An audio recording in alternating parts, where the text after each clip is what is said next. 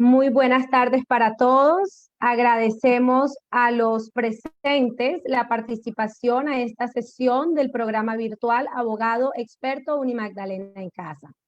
En nombre de la Vicerrectoría de Extensión y Proyección Social, el Programa de Derecho y el Consultorio Jurídico y Centro de Conciliación de la Universidad del Magdalena, reciban un cordial saludo de bienvenida a todos los presentes que se han dado cita en este conversatorio virtual denominado La sistemática vulneración de derechos humanos en Colombia, realizada en el marco de las actividades del Plan de Formación Continua.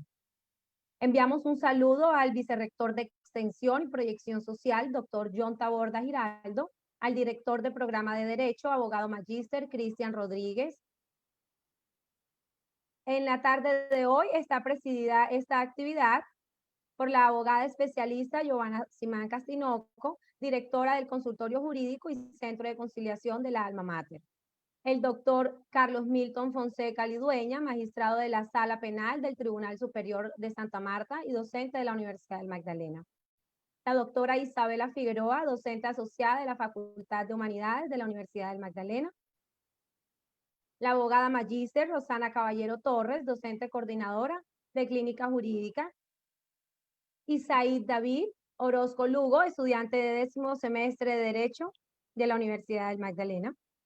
Recuerde que este programa virtual, sesión a sesión, realiza el seguimiento de su participación y asistencia con el fin de que al finalizar los encuentros programados en el periodo les sea otorgada la certificación institucional. Invitamos a los asistentes a manifestar sus inquietudes a través del chat. Al término de las intervenciones de los expertos invitados en la tarde de hoy, se dará respuesta a las preguntas. A continuación, la abogada especialista Giovanna Simán Castinoco, directora del Consultorio Jurídico y Centro de Conciliación del Alma Mater, ofrecerá las palabras de instalación de esta sesión del programa virtual Abogado Experto Unimagdalena en Casa. Bienvenida, doctora Giovanna. Gracias, Sandra. Muy buenas tardes.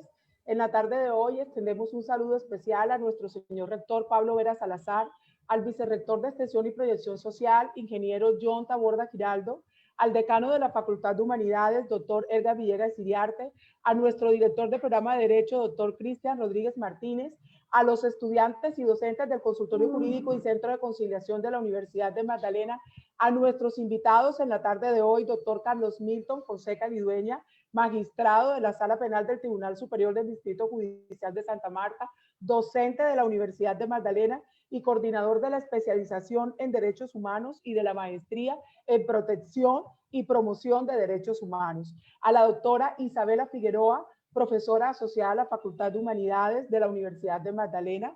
A la doctora Rosana Caballero Torres, nuestra coordinadora de Clínica Jurídica. A todas las personas que nos siguen en esta transmisión a través de la página de Facebook de la Vicerrectoría de Extensión y Proyección Social, en simultánea con la página de Facebook del Consultorio Jurídico y Centro de Conciliación. En nombre del Consultorio Jurídico y Centro de Conciliación de la Universidad de Magdalena, reciban todos una cordial bienvenida a este evento académico. Hoy, desde la clínica jurídica de nuestro consultorio, analizaremos cómo en nuestro país continúan registrándose violaciones graves a los derechos humanos y al derecho internacional humanitario, y que pese a las diversas denuncias y condenas contra el Estado colombiano, persisten con tendencia a aumentarse los hechos transgresores. Por ello, nuestros invitados especiales nos ilustrarán sobre los aspectos relevantes en las violaciones, como los límites que impone a ello el derecho internacional humanitario. Nuevamente, bienvenidos, mis estimados doctores, a nuestro consultorio jurídico. Agradezco nuevamente la asistencia a este evento formativo, no sin antes informarles que el Consultorio Jurídico y Centro de Conciliación de la Universidad de Magdalena continúa prestando sus servicios de manera virtual a través de los correos electrónicos consultoriojurídico@unimagdalena.edu.co, centro de conciliación @unimagdalena.edu.co, a través de la línea PBX 438.000 de la Universidad de Magdalena, extensiones 3190, 3003, 3004 y 3005. Y a través de las redes sociales, Facebook, Consultorio Jurídico Unimagdalena, Instagram, Consultorio Jurídico Unimagdalena y Twitter, Consultorio Jurídico Unimagdalena. En nombre del Programa de Derecho y del Consultorio Jurídico y Centro de Conciliación de la Universidad de Magdalena, agradecemos su participación en esta importante conferencia. Sean todos bienvenidos. Muchas gracias, doctora Giovanna. Agradecemos la intervención de la especialista Giovanna Simancas Tinoco, directora del Consultorio Jurídico y Centro de Conciliación de la Alma Mater. Los interrogantes o preguntas pueden consignarlos en el chat de Facebook de la Vicerrectoría de Extensión y Proyección Social y al finalizar se dará respuesta. En este espacio académico denominado la sistemática vulneración de derechos humanos en Colombia, nos acompañan en calidad de invitados el doctor Carlos Milton Fonseca Lidueña, abogado, doctor en responsabilidad jurídica y estudios multidisciplinar de la Universidad de León, España. Magíster en Ciencias Penales y Criminología de la Universidad Externado de Colombia. Especialista en Derecho Probatorio, Derecho Penal y actualmente magistrado de la Sala Penal del Tribunal Superior de Santa Marta. Es fiscal delegado ante jueces penales y del Circuito del Tolima, fiscal delegado de la Unidad Primera de Patrimonio Económico, fiscal delegado, fiscal 25 seccional delegado ante la SIJIN del Tolima, fiscal tercero seccional de la Unidad Antiextorsión y Secuestro de Ibagué, docente de la Universidad del Magdalena, coordinador de la especialización en Derechos Humanos. La doctora Isabela Figueroa, abogada de la Universidad Federal de Pelotas de Brasil, con experiencia de trabajo junto a pueblos indígenas y comunidades tradicionales. Magíster en Derecho Económico, magíster en Derecho y Política Indígena, magíster en Derecho de la Universidad de Calgary, Canadá, doctora en Estudios Culturales Latinoamericanos, postdoctorado en Política Social y Derechos Humanos, docente asociada a la Facultad de Humanidades de la Universidad del Magdalena. Nuestra moderadora, Rosana Caballero Torres, docente coordinadora de Clínica Jurídica en la Universidad del Magdalena, abogada magíster en Derecho Público de la Universidad Externado de Colombia. Isaid David Orozco Lugo, estudiante de 10º semestre de Derecho y estudiante e investigador de Clínica Jurídica de la Alma Mater. A continuación, tiene el uso de la palabra nuestra moderadora. Seguidamente, el abogado doctor Carlos Milton, convocados en la tarde de hoy para nuestro tema, la sistemática vulneración de los derechos humanos. Bienvenidos.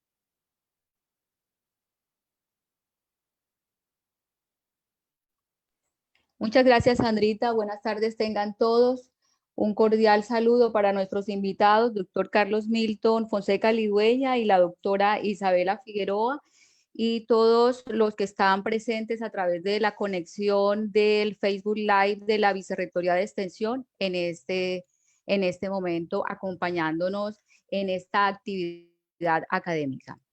Hemos traído el tema de la sistematización en la vulneración de los derechos humanos en nuestro país. Es un tema que ha trabajado nuestra clínica jurídica, una actividad que ha sido programada y organizada por los estudiantes de la clínica jurídica. Una vez intervengan nuestros invitados, estará con nosotros el estudiante Isaid David, quien nos dará una conclusión de la actividad realizada. Ya entrando en materia, podemos empezar con señalar que a pesar de que los derechos humanos gozan de una protección a través de los diferentes instrumentos internacionales, convenios y pactos internacionales que, aunque son en su mayoría son ratificados por Colombia, vemos que con mucha preocupación en nuestro país la sistemática vulneración de los derechos humanos, y aún más nos causa mucho pesar porque en ocasiones y en los últimos hechos hemos visto que el Estado colombiano es ausente ante esa violación de derechos. En cuanto a eso, doctor Carlos Milton, ¿qué factores, a su parecer, qué factores inciden para que en Colombia exista una violación sistemática de derechos humanos por parte del Estado colombiano?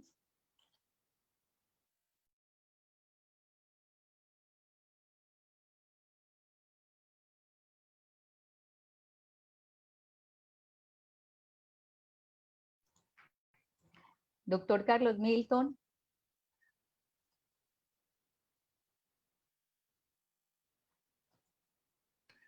Ay, qué pena, qué pena. Había saludado y ya había saludado a todos y a todas las panelistas, a todos los panelistas. Un saludo muy especial. También muy especial el saludo para todos aquellos que se encuentran detrás de sus pantallas o enfrente de sus pantallas escuchándonos. Sí, la pregunta, ya entrando en materia para no de quedarnos en el saludo, que son importantes, que es importante también.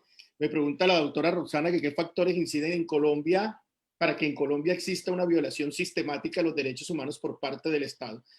Para dar la respuesta a esta pregunta, que cuáles son los factores, me parece muy importante situar el auditorio en cuanto a qué se entiende por violación sistemática de los derechos humanos y violación sistemática de los derechos humanos y decir y allí podemos entrelazar o vincular los factores que inciden en Colombia para que haya esa violación sistemática.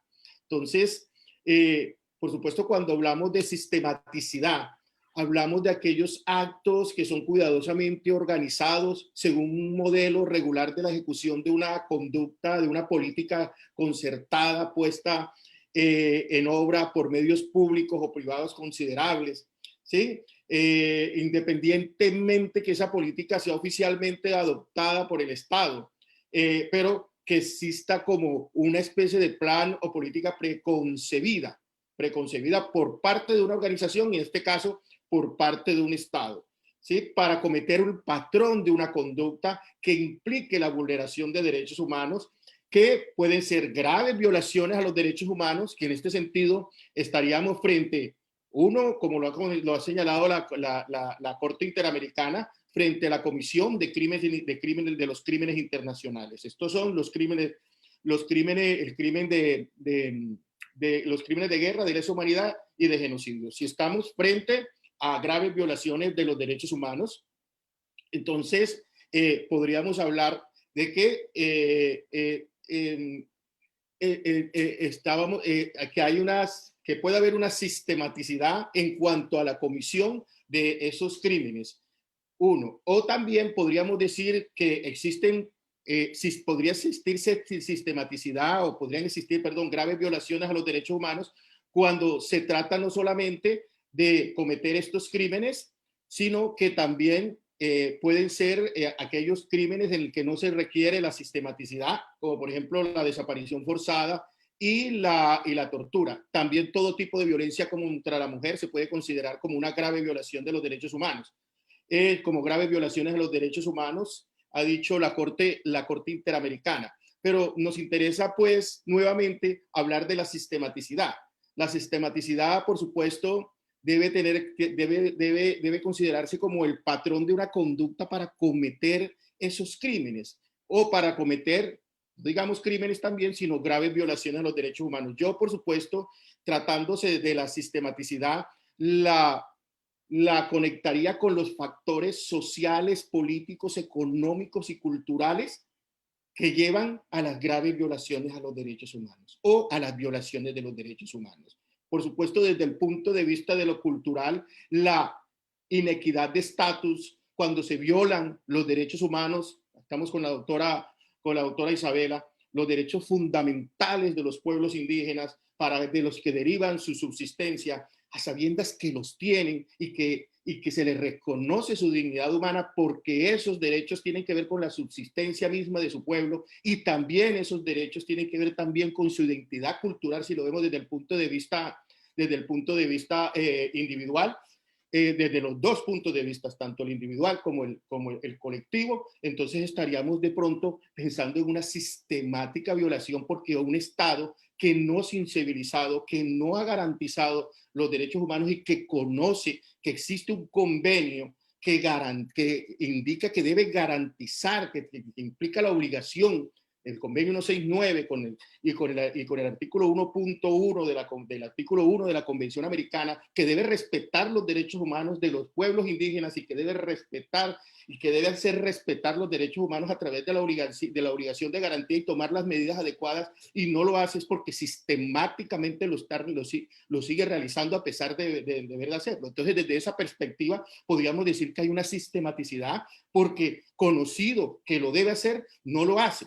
No lo hace, a pesar de que ellos tienen estos derechos. Entonces se genera la inequidad de estatus. Estoy hablando desde la perspectiva de las violaciones a los derechos humanos que no constituyen graves violaciones a los derechos humanos. Esto es crímenes internacionales, como por ejemplo el crimen de lesa humanidad, como la política del Estado o de sus agentes estatales para cometer ese ataque contra la población civil en forma sistemática de parte de una política entendida como la orientación por parte del Estado o de una organización, en este caso del Estado, para cometer esos crímenes en contra de la población civil que es tomada como blanco. Y esos ataques los constituyen, por supuesto, los asesinatos que se dedican a atacar a la población civil, a esa parte de la población civil por motivos ideológicos, por motivos políticos, por motivos sociales, por motivos económicos, atacar a la población civil cometiendo asesinatos, atacar a la población civil cometiendo exterminios, atacar a la población civil cometiendo deportación, más bien desplazamientos forzados, atacar a la población civil cometiendo torturas, atacar a la población civil cometiendo violación, prostitución forzada, esterilización, desapariciones forzadas, persecución, todos aquellos actos que se deben ver desde la perspectiva de actos de violencia. Entonces, que se encuentran en todas partes de nuestro territorio y que derivan, por supuesto, y han derivado del conflicto armado, que, dicho sea de paso, en el que no ha habido transición. No ha habido transición porque seguimos en conflicto armado con otros grupos armados organizados. También tenemos los problemas económicos de otras bandas, problemas que se derivan de problemas económicos de bandas delincuenciales. Que le disputan la tierra a los indígenas, o le disputan la tierra a los colonos, o a todas estas personas que la están utilizando para subsistir. Y, por ejemplo, también se podría decir, estamos en la violación de derechos humanos y sabemos que no podemos realizar políticas extractivas. Cuando hablo de política, no estoy hablando de esta política, de la política esta del Mello o de Caicedo, sino entendida la política como una directriz, una orientación para cometer esos actos de violencia en contra de la población. Ahora, la otra, disculpe que me extienda un poquito, lo otro que podríamos hablar respecto a esto de la sistematicidad es lo que se relaciona con el desconocimiento de la protesta social. Y no son manifestantes sino vándalos, y no explicarles, no sensibilizar, no capacitar a los miembros de la policía para que puedan entender eso, que estas personas lo que tienen que hacer es protegerlos, porque simple y llanamente están haciendo uso de un derecho. Entonces no se les explica bien, no se los capacita, no se les sensibiliza en el sentido de que deben proteger a los manifestantes. Deben proteger a los manifestantes y, por supuesto, que de mirar cuáles son los momentos en que se pueden utilizar la fuerza física, el contacto, en qué momento se pueden utilizar las armas no letales, que por mucho que sea una arma no letal, termina convirtiéndose en letal si no se utiliza adecuadamente, que es lo que está pasando. Por supuesto que un taser es un arma en principio no letal, pero si le aplican bastantes tasers a una persona, bastantes descargas, pueden matar a la persona. O otras armas que se utilizan otras armas no letales que pueden convertirse en armas letales por falta de capacitación de la policía y falta de sensibilización, de educar en los derechos humanos, de sensibilizar con el respeto, sensibilizar en el respeto por el otro. Ese es el punto. Entonces, ¿qué interviene en que haya una sistematicidad?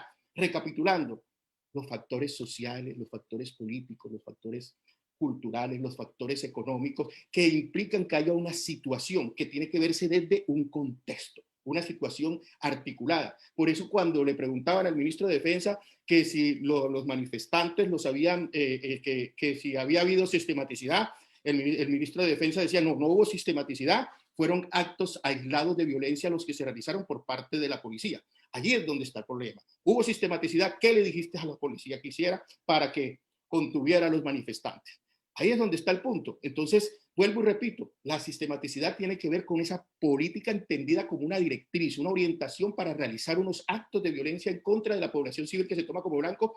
No estoy hablando de la población civil como aquella que tiene que ver con las hostilidades o con los conflictos armados, sino de la población civil que se toma como blanco para realizar actos de violencia. Creo que he tratado de dejar entendido cuáles son los factores que influyen, que determinan la violación de los derechos humanos, situaciones de macrovulneración como el conflicto armado y otras situaciones que por supuesto son conocidas por todos. Muchas gracias, doctora Rosana. Gracias, Doc. Vemos también como de manera muy recurrente que los estados adoptan medidas sin tener en cuenta las recomendaciones de la Comisión Interamericana de Derechos Humanos. En cuanto a ello, doctor, ¿podría decirnos cuál es el valor jurídico que tiene en Colombia las recomendaciones de la Comisión Interamericana de Derechos Humanos o Consejo de Derechos Humanos de las Naciones Unidas?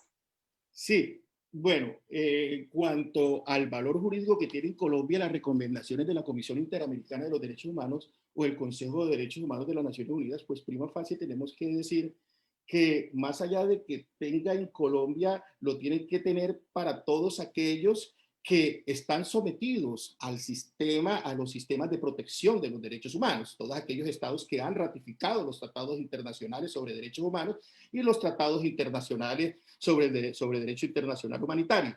Entonces, no olvidemos pues que los tratados internacionales en materia de derechos humanos que han creado estos órganos hacen parte del ordenamiento jurídico interno de nuestro Estado por vía de bloque de constitucionalidad, que todos conocemos el concepto que la Constitución no está compuesta solamente materialmente por aquellos artículos, por los artículos que componen la misma Constitución, sino que también lo componen todos los tratados internacionales ratificados por Colombia, que por lo tanto que harían parte también de la Constitución por vía de revisión de algunos artículos de la misma Constitución. En el caso de las recomendaciones, pues no hay una posición pacífica. En principio, pues se podría considerar que tienen fuerza vinculante, no tanto por el hecho de que lo diga expresamente la convención, sino por el espíritu del sistema así lo indica. El origen de toda esta discusión sobre el efecto vinculante de las decisiones no solo está en el término utilizado en la Convención Americana de Derechos Humanos, del cual por sí es ambiguo, sino también en el lenguaje utilizado en la misma convención. Y tendríamos que ir a la Convención de Viena sobre el derecho de los tratados. La doctora Isabela, pues también podría complementarnos esto, que es bastante experta. Si vamos a la Convención de Viena, se tiene que, al no habérsele dado un sentido especial, el alcance del término debería ser el corriente, como lo señala el artículo 31, creo yo, es el artículo 31.1 de la Convención de Viena. O sea, que debe dársele el uso corriente que tendría. Es una recomendación. Pues entonces, en principio, si es una recomendación, no tendría efecto vinculante, pero si lo vemos desde la perspectiva y la vinculamos con la Convención Americana en el artículo 1, si un Estado no cumple con las recomendaciones que le estaría indicando la Comisión Interamericana de Derechos Humanos, que dicho sea de paso, pues no tiene carácter judicial, estaría incumpliendo con el artículo 1 el artículo 1.1 de la Convención Americana. Esto es relacionado con la obligación de respeto, la obligación de lo que tienen los estados de respetar los derechos humanos cuando han sido violados por parte de sus agentes. Y también pues la obligación de garantía en el sentido de garantizar el respeto de los derechos humanos, pues porque no ha protegido, no ha prevenido, no ha investigado, no ha juzgado, no ha sancionado o no ha reparado. Entonces, desde esa perspectiva, pues una recomendación, si se hace una recomendación por unas recomendaciones a los estados o al Estado colombiano por parte de la Comisión Interamericana, pues tendría que, en principio, cumplir con esa recomendación, porque si no lo haría, podría la Comisión Interamericana demandar ante la Corte, se podría demandar ante la Corte Interamericana. Pero la Corte Interamericana respecto al tema se ha pronunciado en diversas ocasiones, y parece que hay una aparente contradicción de este organismo jurisdiccional de derechos humanos, porque si ustedes miran la sentencia de Caballero Delgado y Santana del 8 de diciembre de 1995, la Corte, refiriéndose al tema de las recomendaciones, dice, entre comillas, me voy a permitir leer el término de recomendaciones usados por la Convención Americana debe ser interpretado conforme a su sentido corriente. Esto es al uso corriente, es una recomendación, ¿cierto? Recomienda, ¿cierto? De acuerdo a las reglas de interpretación de la Convención de Viena, del artículo 31.1, como les había dicho con antelación, que los tratados internacionales se deben entender e interpretar de acuerdo a los términos del uso corriente de las palabras, y por tanto no tiene, dice esta sentencia de Caballero Delgado, no tendría el carácter, por supuesto, de una decisión jurisdiccional obligatoria, pues, y cuyo incumplimiento generaría la responsabilidad del Estado, o sea, no generaría responsabilidad del Estado según esta sentencia de Caballero Delgado. Dice la sentencia, como consta en la presente convención, la intención de las partes, como no consta que en la presente convención la intención de las partes haya sido darle un sentido especial, no es aplicable el artículo 31.4 de la misma convención. En consecuencia, dice esta sentencia, el Estado no incurre en responsabilidad internacional por incumplir una recomendación no obligatoria. De otra parte, entonces diríamos que no son obligatorias las recomendaciones según la sentencia esta de Caballero Delgado y Santana del 8 de diciembre de 1995. Sin embargo, en la sentencia Loaiza Tamayo del 17 de diciembre de 1997, la Corte afirmó en el fundamento 80 que en virtud que las recomendaciones deben ser cumplidas conforme al principio de buena fe, consagrado en el artículo 31.1 de la Convención de Viena. Entonces, si un Estado suscribe y ratifica un tratado internacional, especialmente si se trata de derechos humanos, como es el caso de la Convención Americana, dice esta sentencia, tiene la obligación de realizar sus mejores esfuerzos para aplicar las recomendaciones de un órgano de protección, como es la Comisión Interamericana, que es además uno de los principales órganos de la Organización de los Estados Americanos, que tiene como función promover la observancia y defensa de los derechos humanos en el hemisferio. Y agrega en el fundamento siguiente que el artículo 33 de la Convención Americana dispone que la Comisión Interamericana es el órgano competente junto con la Corte conocer de los asuntos relacionados con el cumplimiento de los compromisos contraídos por los Estados.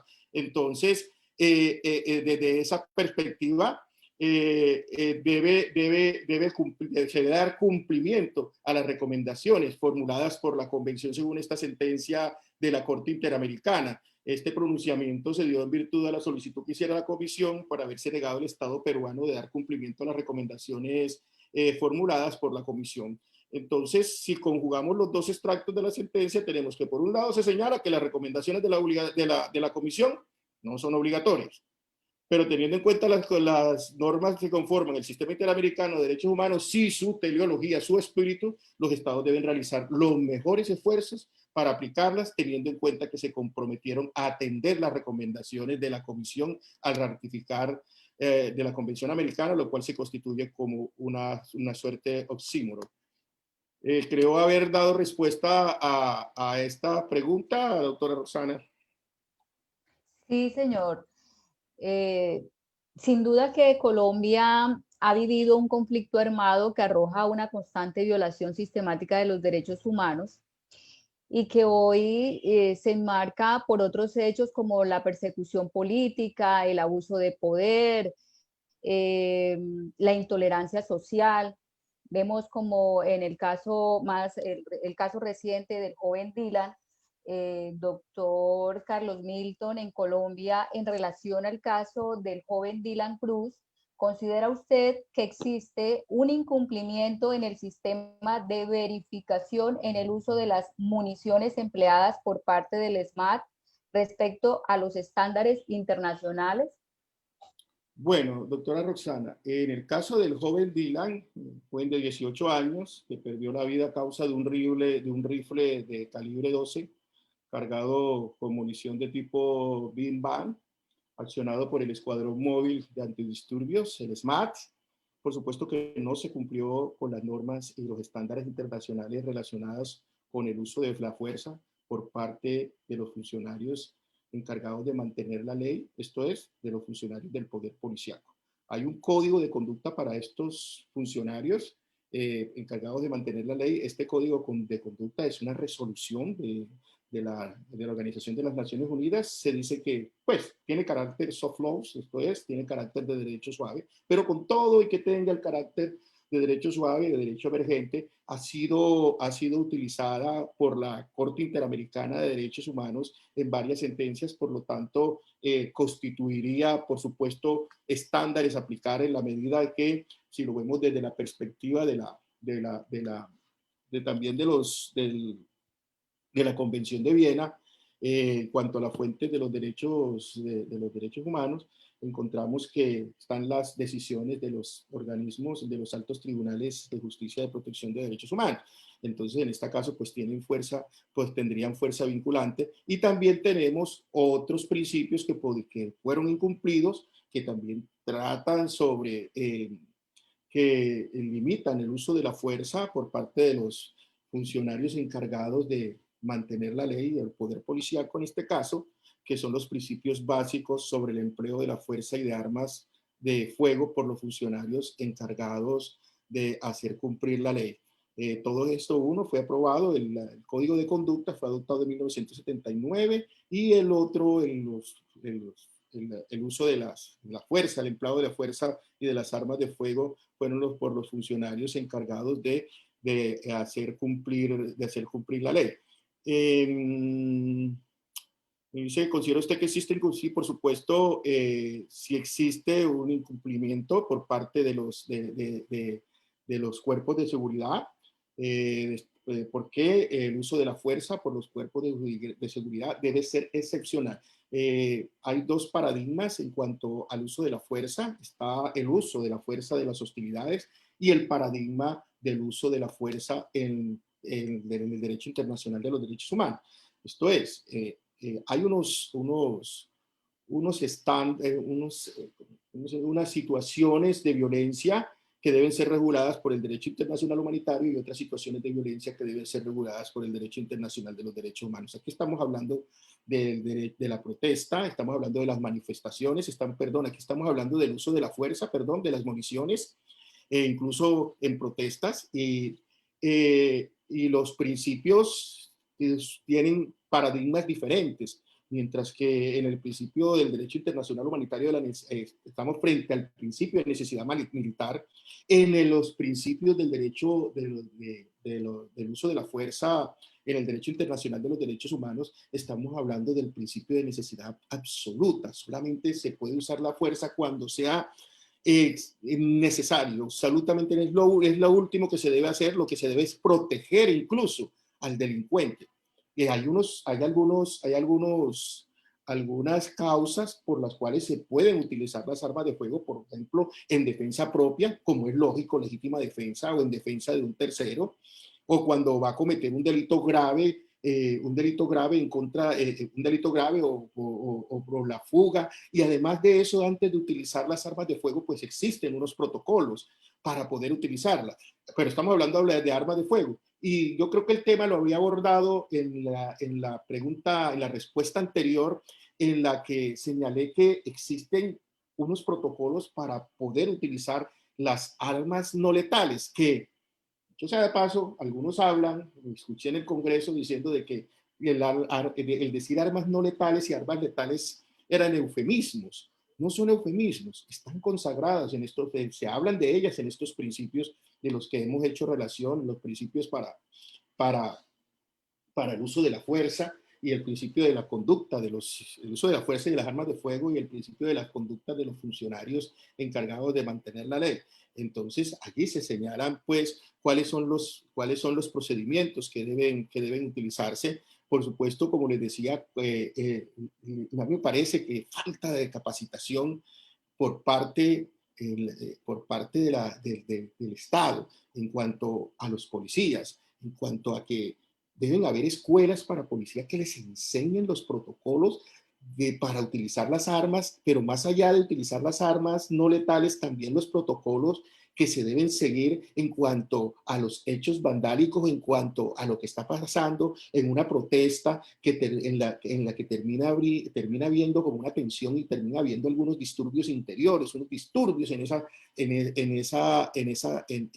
manifestaciones. Entonces ellos deben mirar cuál es el grado de violencia y pienso que deben interiorizarles, internalizarles esa capacitación a través de hechos simulados. O sea, explicarles y ir a una escuela donde entiendan bien con hechos simulados qué es lo que pasa y cuál es el protocolo que deben hacer. Por ejemplo, el mismo SMAT. En el SMAT y ni las policías no podemos decir que son malas, sino que el problema, vuelvo y repito, es falta de capacitación, pero también el problema podría ser lo que les dicen. ¿Qué es lo que le dicen a ellos cuando van a enfrentar una protesta pacífica, cuando van a enfrentar un disturbio interior?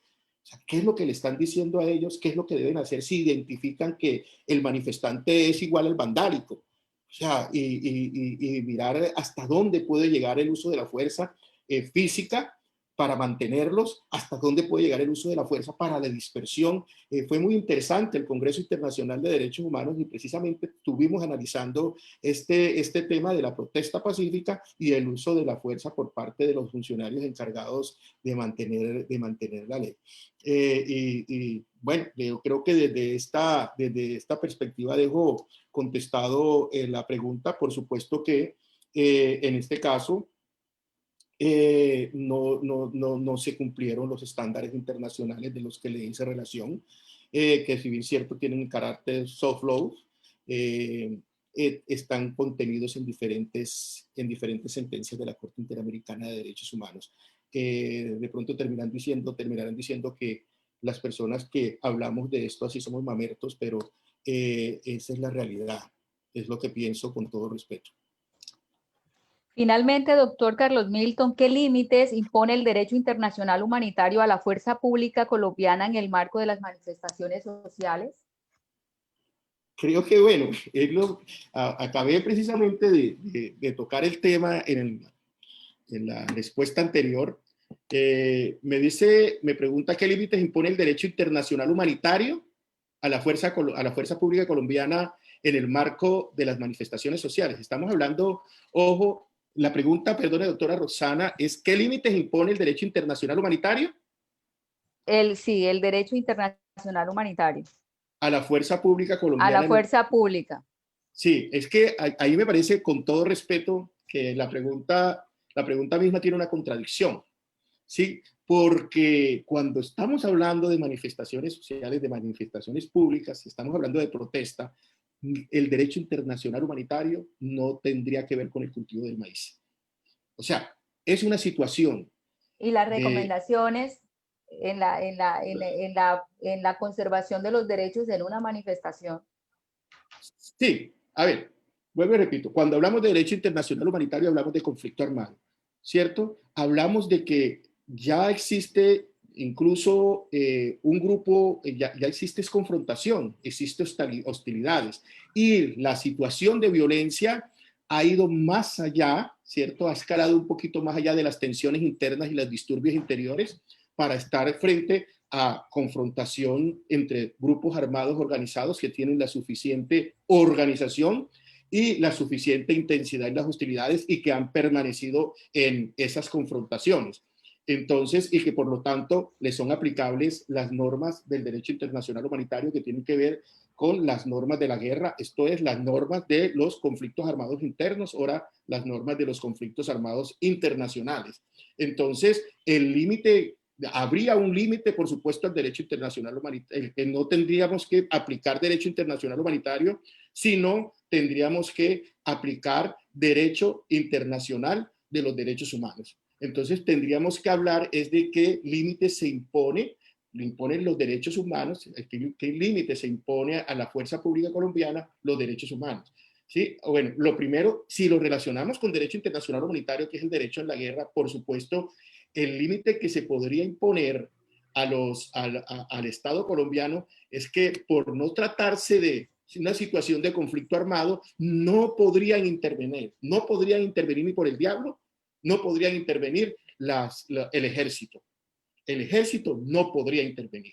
El ejército no podría intervenir para contener las manifestaciones, para regular las manifestaciones sociales, no para regularlas, por Dios, para acompañarlas, para protegerlas, si estamos hablando de protestas, ¿cierto? Solamente para protegerlas porque es un derecho el poder protestar, el manifestarse. Entonces, en todo caso, de acuerdo al derecho internacional humanitario, las Fuerzas Armadas de un Estado solo están autorizadas para actuar en situaciones de conflicto armado. En situaciones de manifestaciones sociales, los estados deben limitar el máximo del uso de las Fuerzas Armadas para el control de los disturbios internos. Esto es, no deben haber Fuerzas Armadas, por ningún motivo. Las Fuerzas Armadas relacionadas con las fuerzas militares no deben estar en las manifestaciones sociales. Las fuerzas de la policía, vuelvo y le repito, pero por supuesto observando las normas de las conductas para las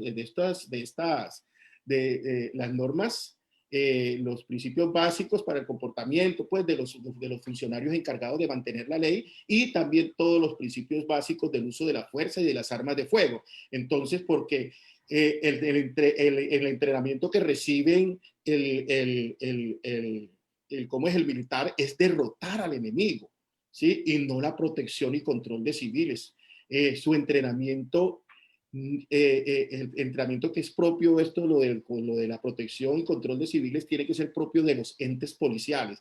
Luego, y repito, entonces, el ejército no tiene por qué estar ahí, no tendría por qué estar ahí porque ellos tienen otra forma ellos están, como dijo por ahí Dios mío, es que hasta me da miedo hablar de ella, de una persona, pues una congresista, que es que ellos entran a matar, entran a matar, pero tienen que, si se trata de derecho internacional humanitario, derecho a la guerra, tienen que, por supuesto, respetar el derecho a la vida de la población civil que no participa directamente en las hostilidades. Pero mírese cómo estamos acá, pues, hablando de que debe haber un control, recapitulando, ambos deben ser, por supuesto, capacitados, tanto los soldados para enfrentar las situaciones de violencia, de conflicto armado, de hostilidades, de enfrentamientos contra grupos armados organizados, entre grupos armados organizados en sí, porque tienen que tener la capacidad de poder respetar a las personas y los bienes, las personas que no hacen parte del conflicto, esto es la población civil, y de otra parte, vuelvo y repito, el entrenamiento que reciben los policías no es el de derrotar al enemigo, sino la protección y control de los civiles. Estamos hablando del principio de necesidad absoluto. Es totalmente diferente. El principio de precaución es diferente en cuanto a los daños colaterales que se pueden realizar, el principio de proporcionalidad, por ejemplo, que los medios sean lícitos y los fines sean lícitos, pero que se causan daños colaterales a civiles. Aquí no podemos hablar de esto en derecho internacional de los derechos humanos. Se tiene que proteger la vida de los civiles desde todo punto de vista, y de acuerdo a la jurisprudencia de la Corte Interamericana de los Derechos Humanos, la policía debe ser la responsable del mantenimiento del orden público y la gobernabilidad democrática. Aunque la participación del ejército puede estar justificada en circunstancias de grave amenaza, su utilización debe ser extraordinaria, excepcional, justificada, temporal, restringida y subordinada a las autoridades civiles. Yo diría que totalmente nula. Muchas gracias, doctor Carlos Milton, por su valiosa intervención. El conflicto armado en Colombia, que se ha dado por décadas, ha dejado un centenar de víctimas, muchas víctimas, dando la oportunidad a que también sobre ello se pronuncie la Corte Constitucional en reiteradas oportunidades. Especialmente lo hizo en la sentencia T025 de 2004, donde empezó a señalar los derechos que fueron los derechos humanos transgredidos y a reconocerle los derechos a las víctimas y establecer los deberes que tiene el Estado colombiano frente a las víctimas. En cuanto a ello, doctora Isabela, ¿qué opinión le merece la figura jurídica señalada en esta sentencia por la Corte Constitucional sobre las cosas inconstitucionales declaradas en dicha sentencia por la vulneración masiva de los derechos fundamentales, especialmente por parte del Estado colombiano, frente a las víctimas del conflicto armado? Ya, activando. Bueno, primero, buenas tardes con todos ustedes. Muchas gracias por la invitación. Es un gusto estar aquí, escuchar al profesor Carlos Milton. Hacía tiempo que no encontraba en un poquito de comunidad universitaria. Bueno, ya también yendo directo al grano sobre esta sentencia, yo creo que esta es una de las sentencias que uno como jurista, como abogado, como profesor de derecho, puede volver a tener un poquito de confianza, ¿no? En que los sistemas judiciales, por ejemplo, el profesor Carlos Milton hablaba de lo que significan las violaciones sistemáticas de los derechos humanos y en nuestros países latinoamericanos, Colombia enfrenta una serie de grandes problemas relacionados con violaciones masivas y sistemáticas a los derechos humanos.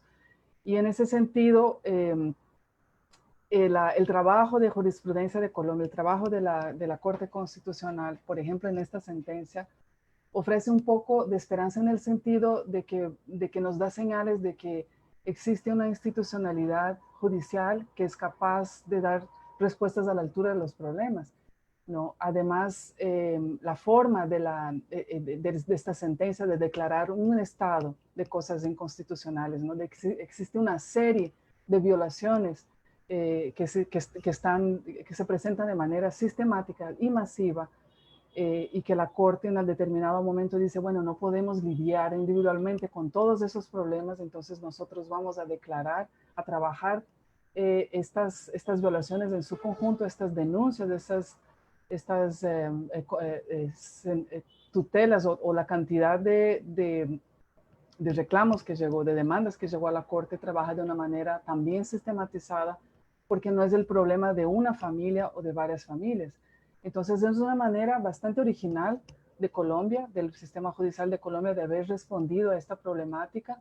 Recordemos que en este caso estamos hablando de un conjunto de 1.250 familias, ¿no? Pues pensando que una familia promedio, no sé cuánta gente tendrá, tal vez 4, 5, 6 personas, multiplicando, o sea, es una cantidad de personas que ha sido atendida por esta sentencia muy grande. Se trataba de 108 casos que se daban en 22 distintas ciudades de Colombia y que todos esos casos tenían en común el cumplimiento de los deberes que el Estado colombiano tiene con la protección de las personas desplazadas. Varios de los derechos humanos, vivienda, salud, protección social, seguridad.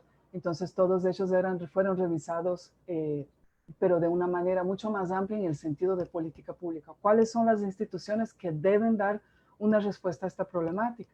Esta sentencia también hasta los días de hoy es discutida académicamente, ¿no? Hay quienes consideran que ha sido un trabajo, digamos, de activismo judicial o de populismo judicial. De mi parte me parece que no, que es una sentencia que ofrece una solución bastante técnica, que permite un diálogo con las autoridades responsables por cuidar de esta problemática. ¿No? Finalmente, las políticas que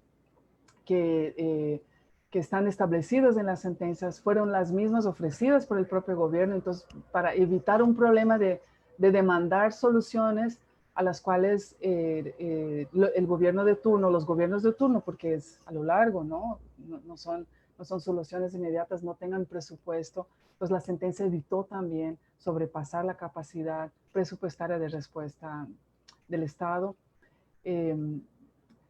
Entonces, eso, ¿no? Yo creo que es una sentencia, y también he estado de alguna manera acompañando la perspectiva de los desplazados que fueron las familias directamente beneficiadas por esta sentencia y si se ha cumplido el plan de salvaguardia, ¿no? Otra cosa importantísima de esta sentencia fue hacer del desplazado, o sea, que pudiéramos empezar a ver el desplazado como un actor político, no solamente en el rol de víctima, sino que también un actor político en el sentido de que reivindica esos derechos, de que los conoce, los reivindica y hace cumplir y vigila el cumplimiento. Entonces yo creo que este es un poco lo que puedo decir de esta sentencia.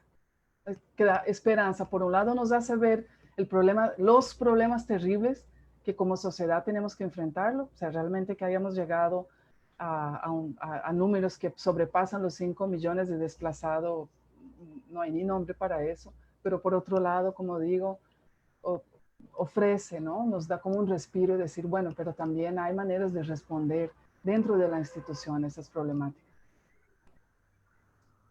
Sí, la problemática en Colombia es compleja, ha sido cambiante.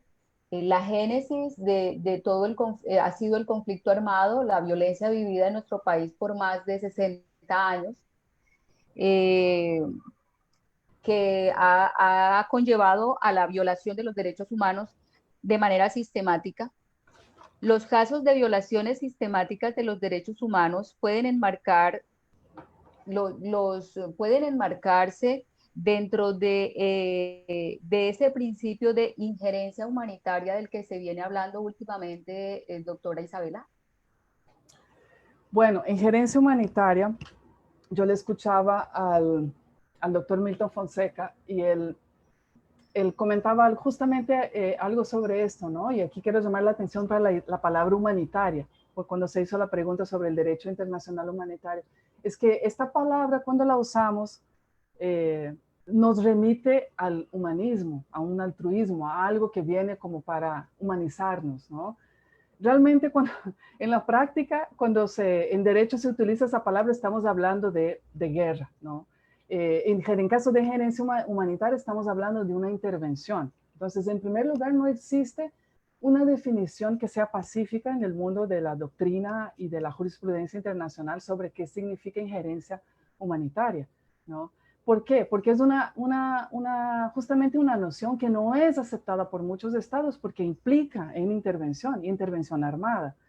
Se puede hablar que de lo que nos referimos con injerencia humanitaria realmente está conectado con el derecho que un estado pasa a tener o se atribuye, ¿no? De ejercer control, un cierto tipo de control internacional sobre los actos de otro estado. Es decir, es una intervención. Es una intervención armada además, es una intervención por la fuerza, en el sentido, es armada porque es por la fuerza. Entonces, bueno, especialmente en relación con los problemas que tenemos en América Latina, cada vez que existe una tensión internacional se habla de intervención humanitaria. Aquí en Colombia hemos escuchado mucho los medios comentando sobre intervención humanitaria cada vez que se comenta sobre la problemática de Venezuela. Y es un tema bastante apelativo, porque sí, intervención humanitaria, vamos allá y ayudemos con... Y sí, también ha sido utilizada como para mencionarnos, para referirnos, perdón, a intervenciones, por ejemplo, de la Cruz Roja, pero en el sentido de ayuda. Pero esto no es la intervención humanitaria que siempre está en discusión en los medios y en los temas académicos. Entonces, sobre eso primero tenemos que recordar los principios básicos del derecho internacional, ¿no?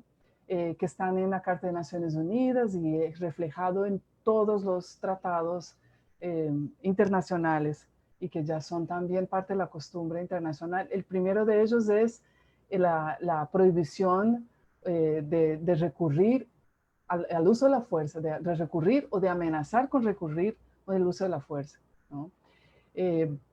Esto está en la Carta de Naciones Unidas. También, a menos un Estado solo puede hacer uso de la fuerza de manera legítima cuando tenga la autorización por parte del Consejo de Seguridad, si estamos hablando de conflictos universales, por decir, o entonces del organismo regional, ¿no? Por eso también recordando el caso de Venezuela, toda esa discusión que hubo dentro del Grupo de Lima, dentro de la OEA, era justamente para tratar de ver qué tipo de acciones se llevaba a ser posible llevar adelante respecto al país.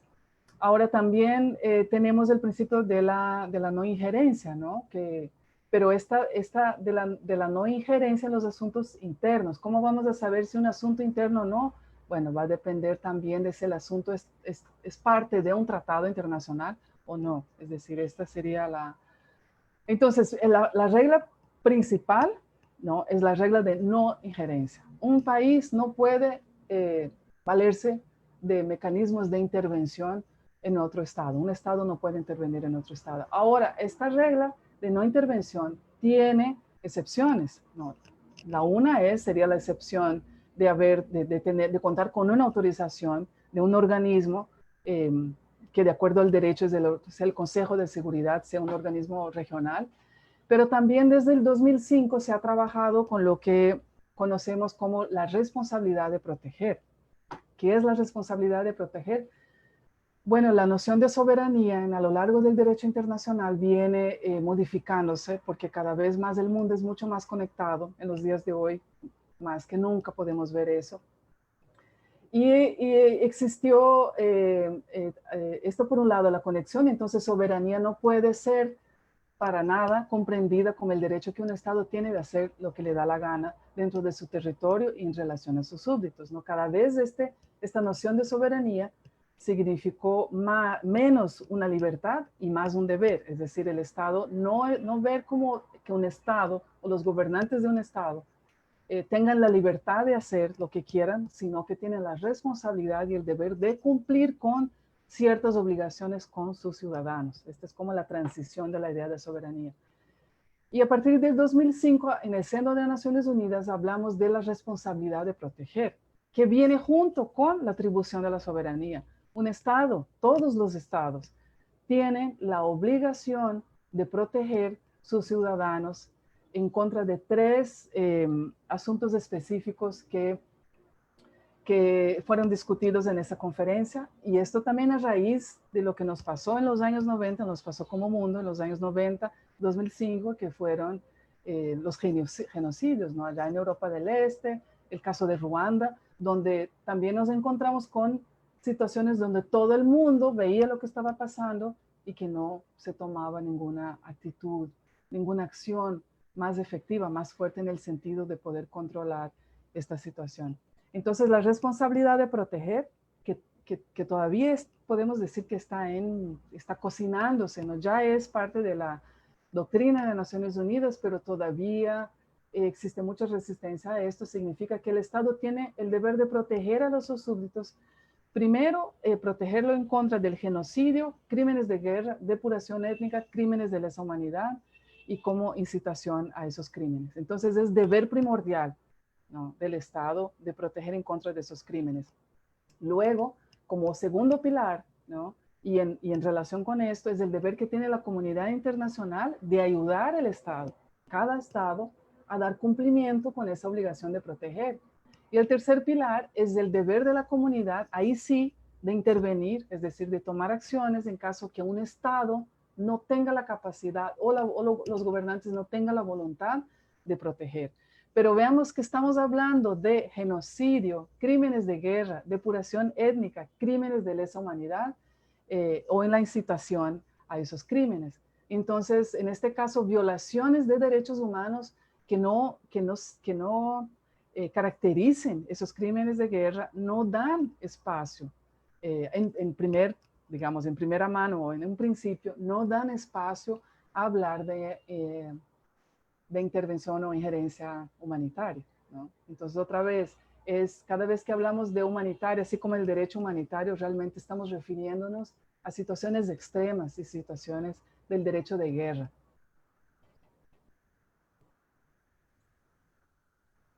En 2019 fue considerado como un año violento. Así lo manifestó la oficina de la alta comisionada de la ONU, señalando que en Colombia no ha cesado la violencia, que bastaba con solo mirar las estadísticas de las denuncias interpuestas por los homicidios, las desapariciones forzadas, por el abuso de autoridad y demás. Se concluye con ese informe que lo que en Colombia se ha venido dando en el último año o en los últimos 2 años es que se han cambiado los métodos de victimización y vemos entonces los hechos que se han dado contra los líderes sociales, que ha generado muchas críticas en el país y a manera internacional también, y algunos críticos han señalado que no se puede tener como factor preponderante de los hechos que han generado la violencia contra los líderes, eh, que se considere un simple lío de comunidad o un simple lío de barrio o como lo llamaron algunos de manera muy jocosa, de un simple lío de faldas. En cuanto a eso, doctora Isabela, ¿qué garantía brinda el derecho internacional de los derechos humanos a los líderes y lideresas sociales, especialmente por los hechos vivenciados en nuestro país? Bueno, hay un esfuerzo, existen esfuerzos por parte tanto de Naciones Unidas como por parte de la Organización de los Estados Americanos, ¿no? En el caso de Naciones Unidas, las herramientas, primero las Naciones Unidas tiene una relatoría específica para los defensores de los derechos humanos. Las relatorías de Naciones Unidas hacen parte de los llamados procedimientos especiales, que son expertos independientes que hacen parte del Alto Comisionado para los Derechos Humanos. Y esas relatorías pueden ser establecidas en función, tener su mandato establecido en función de un tema, por ejemplo, en este caso, defensores de los derechos humanos o los derechos de los pueblos indígenas o los derechos de las mujeres, en fin, cada, digamos, gran tema, ¿no? O pueden ser también por región o por país, ¿no? Existen por ejemplo, una relatoría relacionada con Siria, pues los países que tienen, digamos, problemas más graves de violaciones masivas y sistemáticas de derechos humanos. Entonces, existe un procedimiento especial en Naciones Unidas, ¿no? que reporta a la alta oficina, quien a su vez reporta al secretariado y a la Asamblea General de las Naciones Unidas. Y primero es importante hacer una definición, ¿no? sobre defensores de los derechos humanos. Traigo eso en virtud de los líderes sociales porque generalmente los líderes sociales que son asesinados o las comunidades donde existen masacres de este tipo, ¿no? Que no solamente, o amenazas a los líderes sociales, son personas que están en un trabajo sistemático de defensa o reivindicación de algún derecho. O sea, realmente son personas cuyo trabajo molesta a alguien, ¿no? Por decirlo de una manera más coloquial. Y entonces en ese sentido son personas que, aunque no sepan, son defensores de los derechos humanos. Es decir, aunque ellos no sepan que tienen este título, desde el punto de vista de los organismos internacionales, son personas que están en la lucha por la protección o la promoción o la reivindicación de algunos de los derechos humanos. En ese sentido, los líderes sociales pueden ser entendidos como defensores de los derechos humanos. Entonces, ahí tenemos en Naciones Unidas la Declaración de los Defensores de los Derechos Humanos. Esta declaración, como las otras declaraciones, por ejemplo, pueblos indígenas o de los derechos de las mujeres, no crea ningún derecho. Esas declaraciones lo que hacen es aplicar los derechos que ya existen y que están plasmados en los pactos internacionales de derechos humanos, pero digamos que los actualiza y los aplica a situaciones concretas para ofrecer mayor protección y mayor garantía, porque se reconoce que son poblaciones o algún tipo de población que está sufriendo violaciones en función de, en este caso, de esta actividad. Entonces existe la declaración, existe la relatoría, que el papel de la relatoría es hacer informes, informar sobre cómo los estados están cumpliendo, ¿no? con proteger esta población. Y en el caso de la OEA, también existe una relatoría con el mismo fin. Ahora, esto no es, digamos, los derechos humanos los derechos humanos no son la panacea, ¿no? Los derechos humanos no solitos no van a resolver nuestros problemas como sociedad. Nuestras sociedades, Colombia no vivió un proceso de dictadura como yo que soy brasilera, yo nací en medio de una dictadura, entonces digamos, pero aún así yo pienso que también podemos decir que las instituciones democráticas de Colombia, las modernas, son todavía nuevas, es decir, somos en América Latina democracias frágiles porque todavía estamos en fortalecimiento y en construcción. Los derechos humanos son una herramienta, ¿no? El discurso, la aplicación y también la reivindicación, sea en políticas públicas, sea yendo a las cortes a reivindicar, eso no va a resolver. Asimismo, como tenemos la sentencia que usted mencionó, que usted preguntó sobre el estado de cosas constitucionales, pues hay una gran sentencia y todavía tenemos desplazados. Pero bueno, se ha mejorado en el sentido de que existe mayor presupuesto, existe un mayor reconocimiento a este sujeto llamado desplazado, ¿no? O como un agente político, digamos.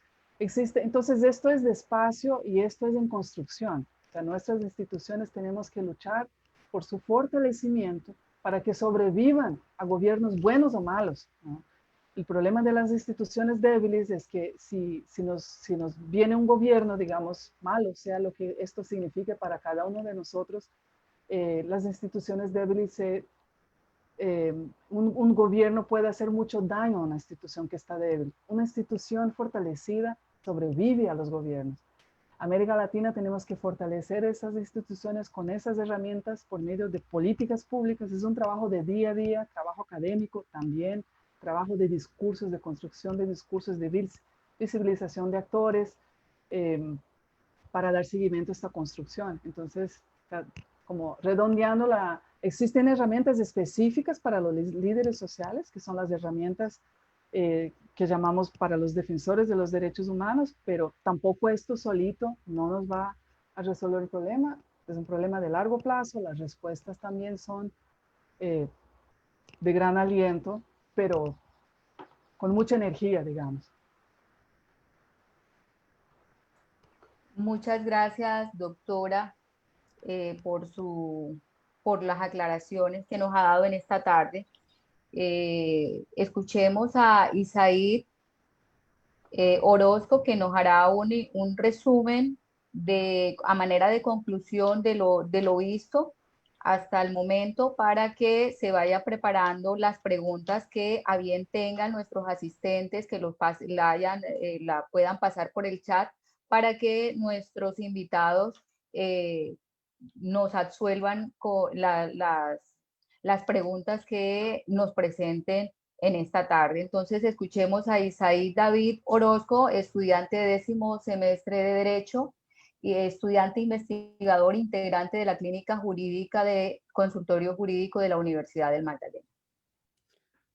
Muy buenas tardes a todos. Pues bueno, grandes intervenciones, muy buenas, muy nutridas académicamente. Es importante señalar algunos puntos sobre la intervención. La primera intervención que tuvimos del doctor Carlos Milton Fonseca Lidueña, donde nos hizo énfasis en principalmente los factores que inciden para que en Colombia haya una violación sistemática, y es el concepto de sistematicidad que hoy puede ser considerado. Por ejemplo, el doctor Carlos Milton dijo como esa política, esa directriz que es emitida por algún órgano del Estado o alguna organización. Y el Estado en ese orden de ideas tiene ese deber de protección y cumplimiento con respecto al artículo 1.1 de la Convención Americana de Derechos Humanos, y asimismo de garantía como ese deber de investigar y juzgar cualquier amenaza que se haga a los derechos humanos. Entonces, en ese mismo orden de ideas, el doctor Carlos Milton también nos hizo énfasis en el cumplimiento de las recomendaciones de la Comisión Interamericana de Derechos Humanos, y nos trajo a colación dos casos muy importantes como unas paradojas. Por ejemplo, nos señaló el caso Caballero de la Corte Interamericana de Derechos Humanos, que si bien considera que no existe esa obligación de cumplimiento por parte del Estado, también hubo otra sentencia que nos dice que bajo el principio de buena fe y bajo la luz de la Convención de Viena, el Estado tiene que cumplir las recomendaciones de la Comisión. ¿Y qué tiene como consecuencia que no se cumplan esas recomendaciones de la Comisión? Que la Comisión demande al Estado ante la Corte Interamericana de Derechos Humanos para que ésta verifique todos los hechos y se establezca una sentencia que condene al Estado por sus actuaciones. El doctor Carlos Milton también nos habló del caso Dylan, el caso Dylan Cruz, sobre el uso de la fuerza y los principios básicos de armas de fuego. Pues se pudo hacer un análisis donde se pudo evidenciar que bajo los estándares de esos principios sí hubo un incumplimiento del Estado porque no tuvo esa necesidad absoluta del uso de la fuerza, por ejemplo, en este caso las fuerzas policiales del SMAT, de disparar esa arma calibre 12, como lo mencionó el doctor Carlos Milton, en contra de la humanidad de Dylan Cruz. Entonces tenemos esos principios que son muy importantes. Mira, son estándares que regulan el uso de la fuerza y el uso de las armas. Y otro punto importante que nos señaló el doctor Carlos Milton fue diferenciar, o sea, la motivación que nos lleva a esta intervención es diferenciar entre manifestantes y todos aquellos que hagan disturbios.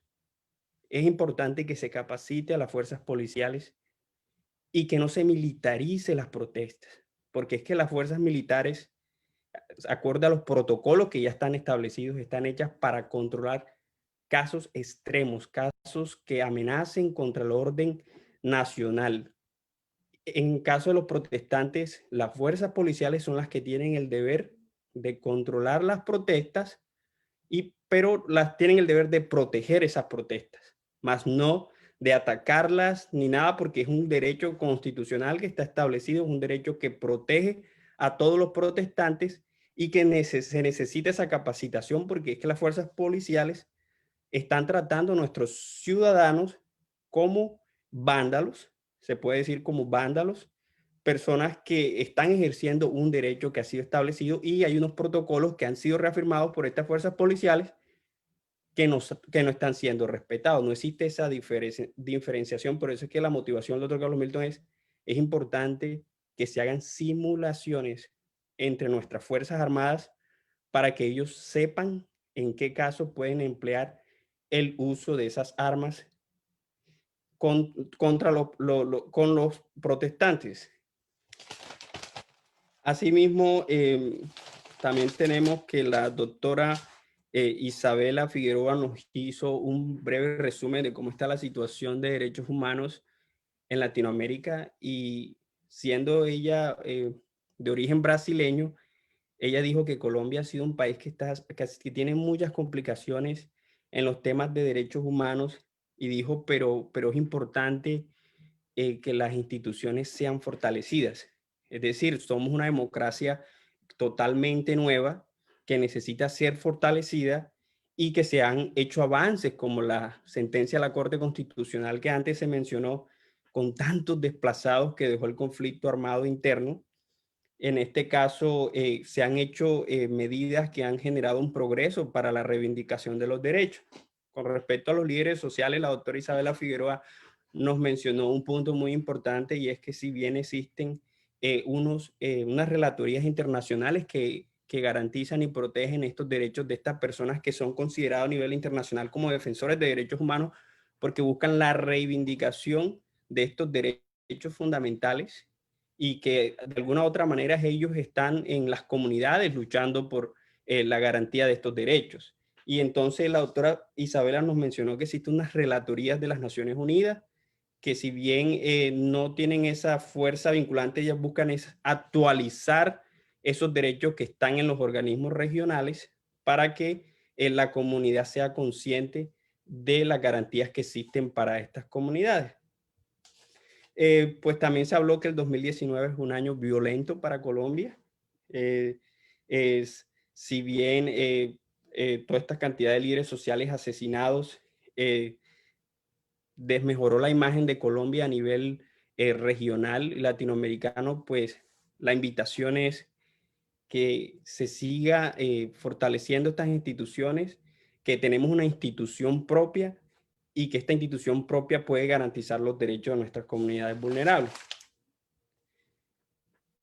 Y pues bueno, la última invitación que pues nos hacen estos dos grandes proponentes, el doctor Carlos Milton Fonseca Lidueña y la doctora Isabela Figueroa, es que los derechos humanos y el derecho internacional humanitario son unas herramientas que están ahí para ayudar a fortalecer las instituciones en nuestros países, que nos ayudan a buscar ese respeto por la dignidad humana y esa garantía. Muchas gracias, Isaí. En el chat tenemos dos preguntas. No sé si el doctor Carlos Milton asume una y la doctora Isabela pues nos brinda la otra respuesta. Una pregunta es, ¿cómo se establece el umbral de violencia en la protesta social cuando el Estado demuestra que dentro de ellas hay infiltrados de grupos armados?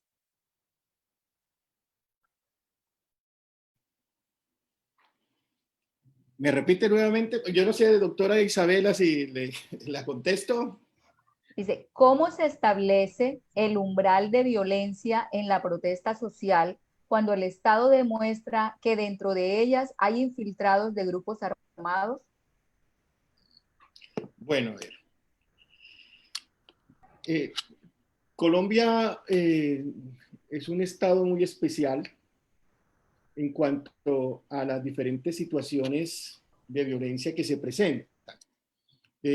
No se debe confundir entre otras situaciones de violencia y situaciones de violencia que alcanzan el umbral del conflicto armado. Si estamos en una situación de disturbios interiores, por supuesto, se deben aplicar las normas del derecho internacional de los derechos humanos, así se encuentren allí actores, como dicen, actores del conflicto. Siempre allí en ese momento se deberán aplicar las normas del derecho internacional humanitario y todo lo que tiene que ver con el uso de la fuerza para contener la protesta, para contener no la protesta pacífica, sino para contener a todos aquellos que realicen actos vandálicos. Hay que mirar bien claro cuáles son los diferentes umbrales, los umbrales de violencia que tienen que ver con la intensidad y organización. Si estamos en un disturbio interior, por supuesto que estamos en una masa desorganizada, no estamos en un enfrentamiento, en un enfrentamiento armado, no estamos en hostilidades, sino estamos simplemente en una protesta que algunas pues se tornan no pacífica y se realizan actos vandálicos. Y por supuesto que cuando hay actos vandálicos con todo y que haya de pronto personas que están infiltradas, ahí lo que se debe proceder es probablemente capturarlos, si se puede hacerlo por una orden de captura legalmente proferida por motivos previamente señalados en la ley, esto es por rebelión, etcétera, o sedición, pero tiene que demostrarse que existe un delito en la protesta. Pero el umbral de violencia se determina también a través de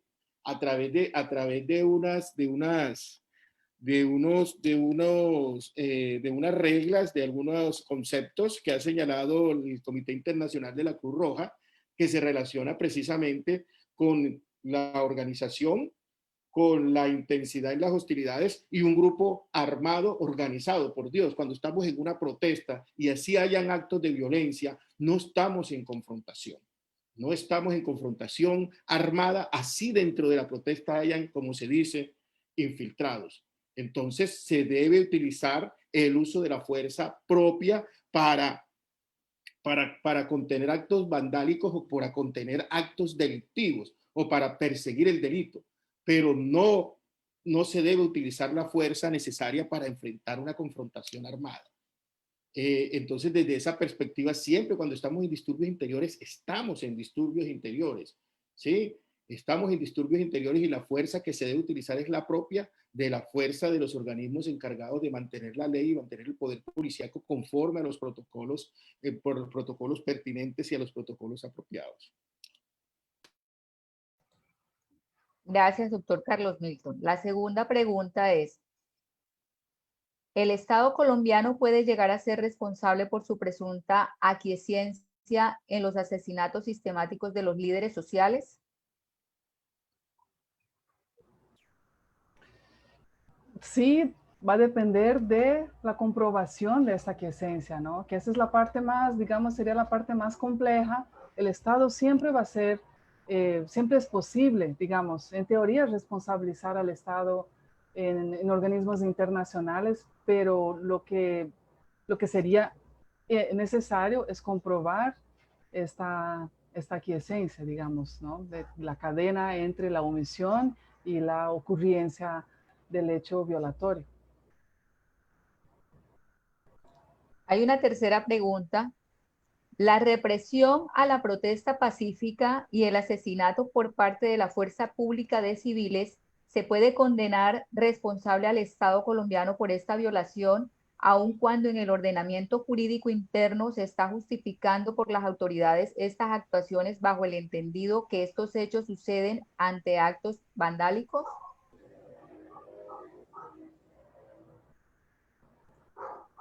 Esta pregunta tiene mucha relación con la acabada de responder por el doctor Carlos Milton. ¿Me la repite, Roxana, por favor? La represión a la protesta pacífica y el asesinato por parte de la fuerza pública de civiles se puede condenar responsable al Estado colombiano por esta violación, aun cuando en el ordenamiento jurídico interno se está justificando por las autoridades estas actuaciones bajo el entendido que estos hechos suceden ante actos vandálicos. Es que, a ver, cuando se trata de mantener la ley y perseguir el delito, se debe proteger incluso al delincuente, protegerle la vida. No tiene, nada justifica el quitarle la vida a una persona, así sea por estar cometiendo actos de violencia. Por supuesto, al igual que cualquier situación, los funcionarios encargados de mantener la ley y utilizar las armas de fuego, ellos tienen derecho, como cualquier ciudadano en una sociedad pacífica, el utilizar las armas de fuego en legítima defensa. Pero so pretexto de que se estén cometiendo actos vandálicos, no se pueden utilizar las armas de fuego, ni se puede utilizar la fuerza excesiva, la fuerza desproporcionada. Entonces, nada justifica, al menos que sea la legítima defensa, el que se pueda asesinar a personas que por actos vandálicos tiene que capturarse y realizar, el uso de la fuerza, por supuesto, debe ser proporcionada. Ahí es donde está el principio de proporcionalidad. Y, por ejemplo, incluso existen protocolos para poder utilizar un arma de fuego.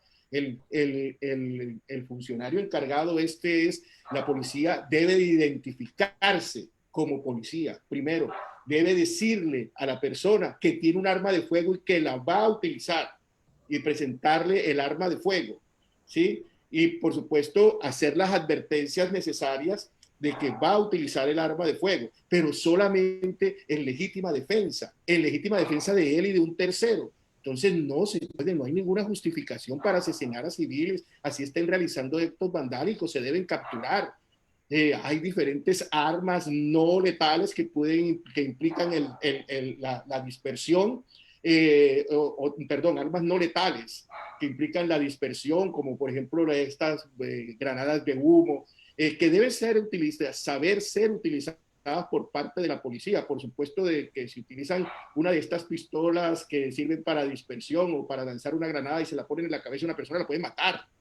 Entonces, por eso digo que debe haber capacitación por parte de las fuerzas de la policía en la escuela, una escuela de la policía que tenga los procedimientos apropiados para capacitar a los funcionarios de policía, a los policías, no simplemente mandarlos a las calles y decirle persigan a los bandidos, y entonces los que están realizando la protesta social son bandidos, y entonces el que realiza un acto vandálico enseguida sin fórmula de juicio puede matarlo. Eso no es así, todo tiene que ser proporcional.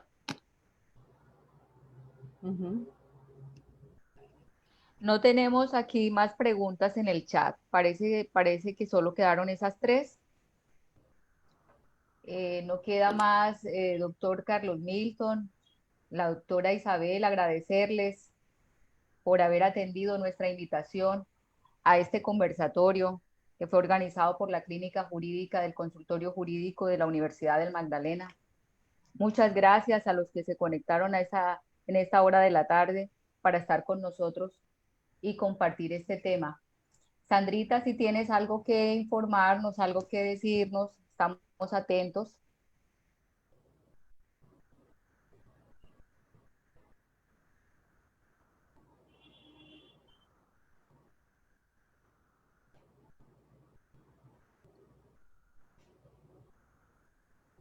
Bueno, gracias a todos los invitados, al doctor Carlos, a la doctora Isabela.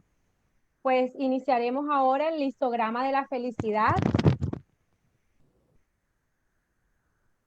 Está con problemas con el micrófono, parece. ¿Me escucha? Ahora sí.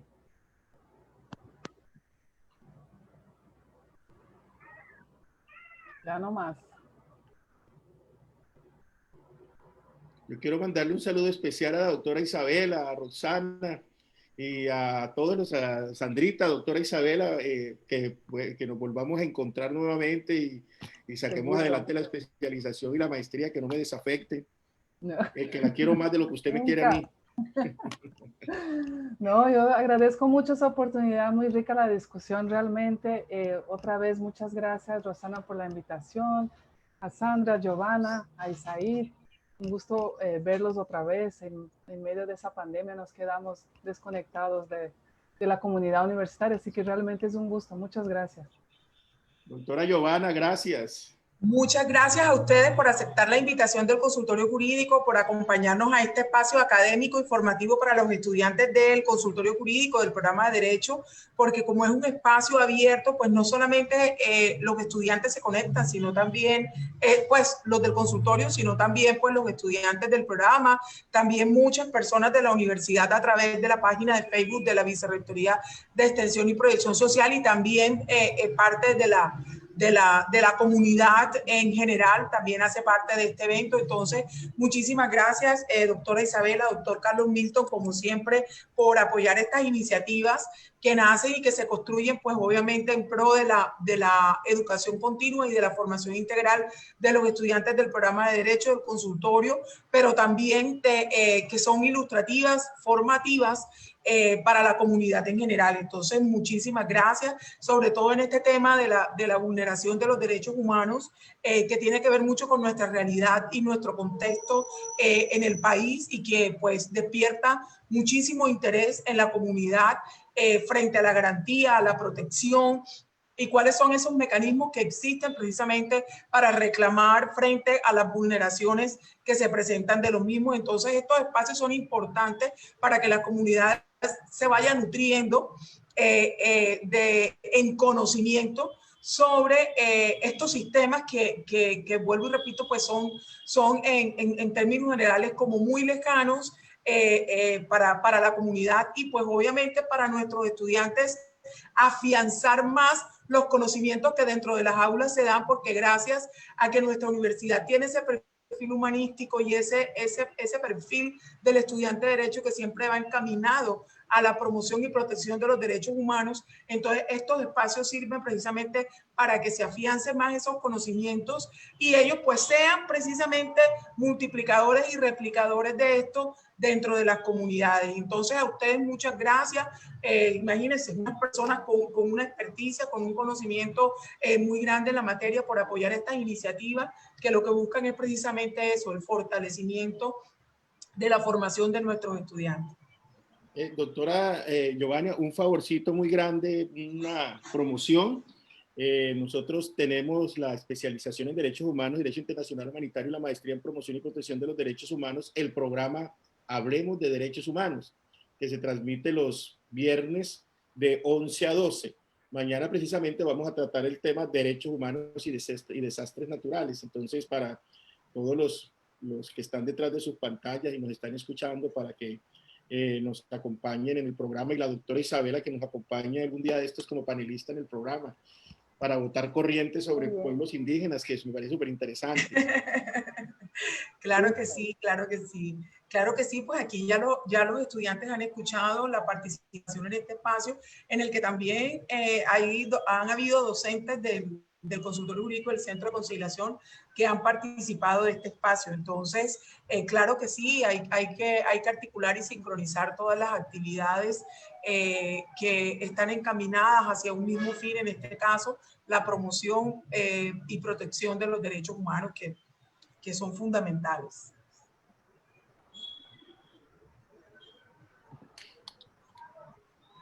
Sandrita.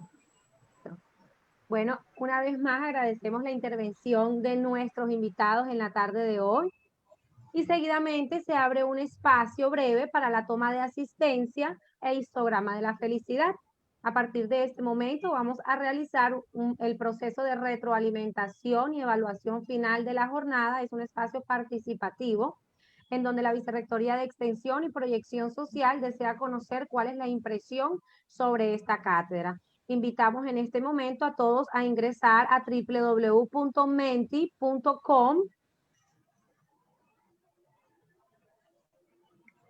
ingresando el código 3135229. Ingresan a www.menti.com y el código es 3135229. Aquí pueden aportarnos su apreciación acerca de la cátedra. En breves minutos pasaremos a los comentarios y nos comentan pues cómo les pareció la cátedra, qué apreciación, qué comentario, qué observación nos quieren dar. Nosotros estamos atentos y dispuestos siempre a recibir sus comentarios y sus apreciaciones. Y este espacio precisamente es para eso, para compartir sus apreciaciones, porque para nosotros es muy importante su opinión. Entonces ya tenemos nuestras primeras 2 apreciaciones. Gracias a los que están iniciando e ingresando a Menti. Les recuerdo www.menti.com usando el código 3135229. A nuestros asistentes de Facebook, los invito para que ingresen. Y si tienen dudas, pues en los comentarios también nos pueden escribir, que aquí con mucho gusto el doctor Carlos, la doctora Giovanna, la doctora Isabela, la doctora Rosana, con mucho gusto estamos aquí para atender sus inquietudes. ¿Eso quiere decir que están muy felices? Están muy felices, sí, señor. Ah, güey. Sí. Ninguno está confundido ni enojado. No, gracias a Dios, hasta el momento muy felices. Seguimos subiendo con las apreciaciones. Los invito para que ingresen una vez más www.menti.com. Y el código es 3135229.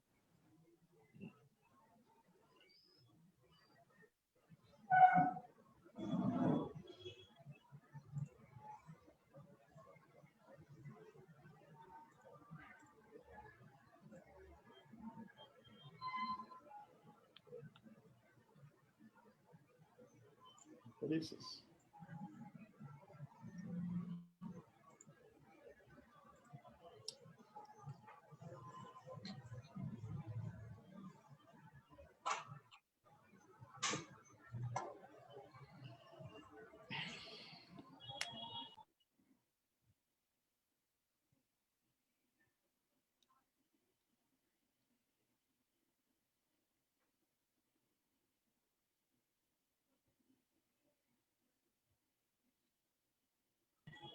Sandrita, tienes el micrófono silenciado.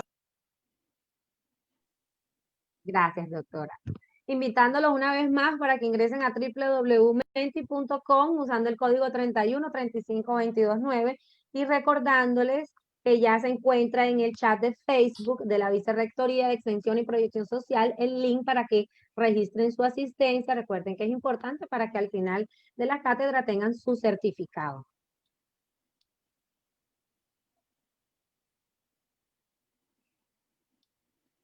Seguimos con las apreciaciones. Ingresen, denos sus comentarios.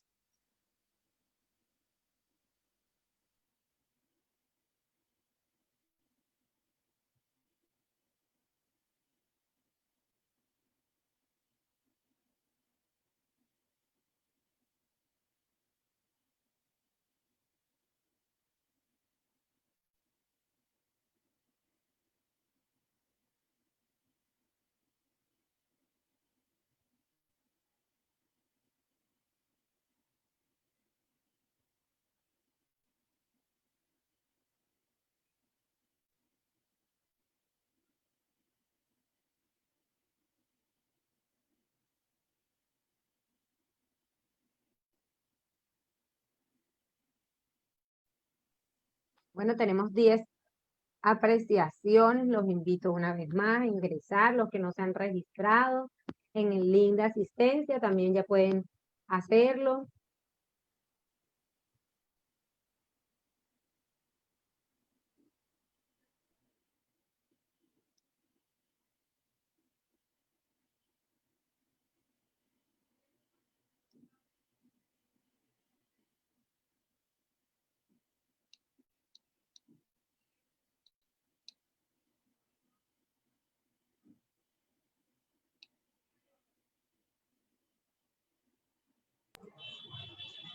Sandrita, lo que sucede es que hay muchas personas que ya se han retirado del chat, perdón, de la transmisión.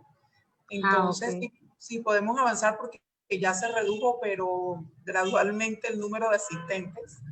Pues, Bueno, listo, no hay ningún problema. Seguimos a los comentarios finales entonces. Claro que sí. sí quedan pocas personas conectadas. Tenemos otra presa.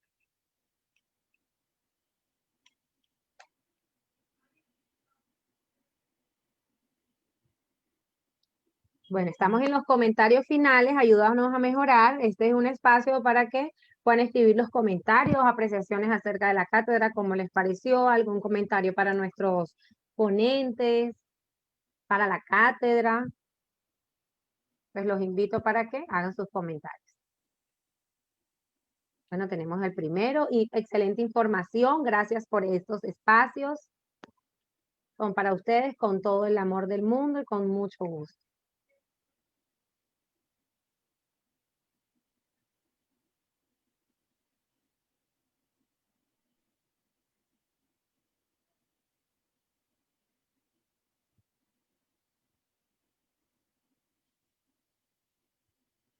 Pues los invito para que hagan sus comentarios.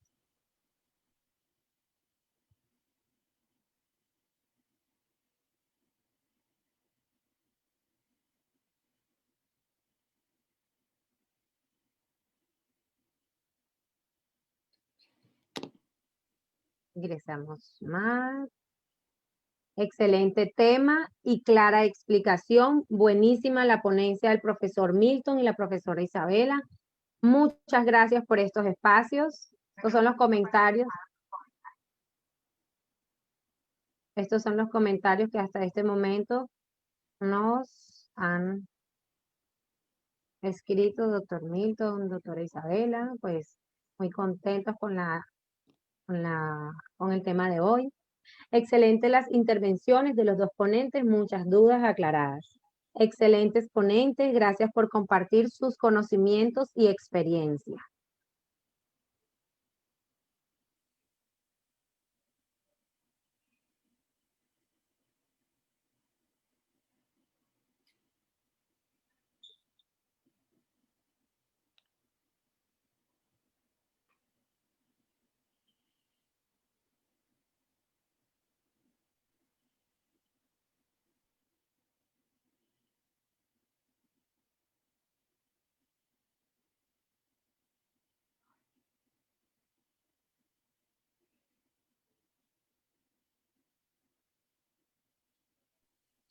Bueno, los comentarios que hasta el momento nos han escrito son muy positivos. Agradecemos a todos los que se conectaron en la tarde de hoy, a todos los que participaron en este histograma de la felicidad, a todos los que nos comentaron, los que nos dieron su apreciación. Los invito el próximo jueves a la misma hora con pues otros ponentes. Y bueno, muchas gracias a nuestros invitados de hoy. Doctora Giovanna, gracias una vez más por el apoyo y bueno, por estos espacios tan importantes y tan significativos para todos nosotros. Muchas gracias a todos, que tengan todos una feliz tarde. Gracias a la doctora Isabela, al doctor Carlos Milton, a la doctora Rosana y a Isaí por haber compartido este espacio de Consultorio Jurídico y Centro de Conciliación de la Universidad Magdalena. Buenas tardes para todos.